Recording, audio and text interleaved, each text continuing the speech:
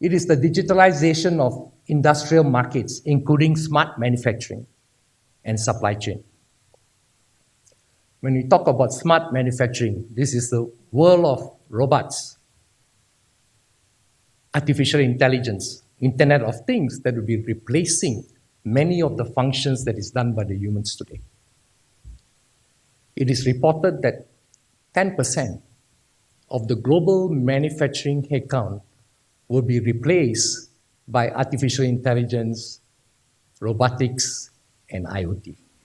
And that is 20 million jobs across the world. And most of these jobs will be replaced in the most advanced nations. In the early 2000s, in my previous life, in the same industry, we introduced mobile robots and auto-guided vehicles to replace operators in the high-tech wafer fab plants. And we did this in Singapore. We were the first one to put in mobile robots and auto-guided vehicles in plants that was not designed for such automation. It is easy to do it if you have planned it, but these were plants that was built 25, 30 years ago. And we had to do that because of a four-letter word, levy. Our competitors in Taiwan, South Korea, China, US, Germany did not have a similar levy system. So certain industries have started artificial intelligence and automation much earlier, but it is going to sweep across the global industries. Another part of Industry 4.0 is you're going to have disruptive emerging technologies that is going to replace the mainstream silicon for certain sectors. One of it is gallium nitride on silicon or gallium nitride on silicon carbide, which is 12 times smaller than the power semiconductor chips.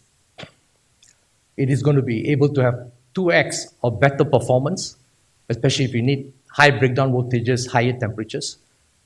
And this will be the future source and material for autonomous and electric vehicle cars, which today is the battery and power management system is still sustained by silicon. So once you convert it to a band gap material like GaN on silicon, the weight of the power management system in electric cars is going to be reduced by half. Imagine what does that do to the distance you can cover on the same car, which is today one of the limitations.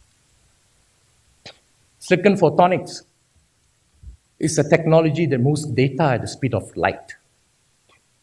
You can move data at the speed of light before using compound semiconductor materials like indium phosphide. But it's very expensive, very fragile, and it's very small wafer dimensions. The world needs electronics, systems, modules to be affordable, to be applied across all segments. And that's where technologies like silicon photonics comes in.